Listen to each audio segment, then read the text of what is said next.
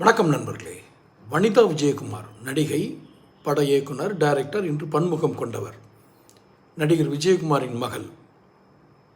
அவர் இன்று சமூக வலைதளத்தில், அதாவது ஃபேஸ்புக் முகநூலில் ஒரு பதிவேற்றிருக்கிறார். ஒரு பொதுவெளியில் பத்திரிகையாளர்கள் கேட்கும் கேள்விகளுக்கு பதில் சொல்லி கொண்டிருக்கும் போது திடீரென்று மனம் உடைந்து கண்ணீர் விட்டுக்கொண்டே அவர் ஒரு வார்த்தையை சொல்கிறார். இளையராஜா மீது எனக்கு மிகுந்த மதிப்புண்டு. அவர் கடவுளுக்கு இணையாகவர். அதாவது இசையின் கடவுள், அந்தளவு மதிப்புண்டு.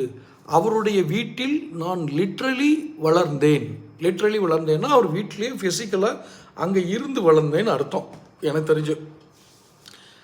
இளையராஜாவோட மனைவி சாவி கொத்தை கொடுத்து அந்த பூஜை அறையில் இருக்கக்கூடிய பொருட்களை வைத்து பூஜை செய் என்று என்னிடம் சொன்னார். நான் அந்த வீட்டில் பூஜை செய்தேன். அந்த அளவுக்கு அந்த வீட்டோடு நான் ஒன்றியிருந்தேன். இன்னும் சொல்ல போறா இருந்தால், நான் அந்த வீட்டின் மருமகளாக வரக்கூடிய வாய்ப்பு இருந்தது. நான் மருமகளாக வர வேண்டியவள். ஆனால் இதற்கு மேல் எதுவும் சொன்னால் அது தப்பாகிவிடும் என்று கூறுகிறார். அவர் யார் மீது குற்றம் சாட்டுகிறார்?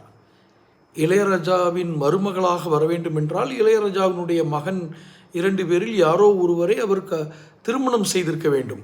அப்படி யாருடன் அவர் திருமணம் செய்வதற்காக ஆயத்தமாக இருந்தார்?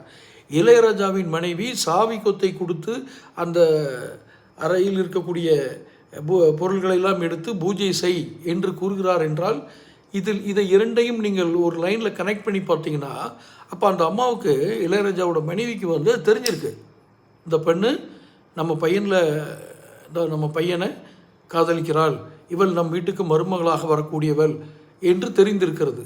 அப்படி இளையராஜாவின் மனைவிக்கு தெரிந்திருக்கிறது என்றால் இளையராஜாவுக்கு தெரியாதா?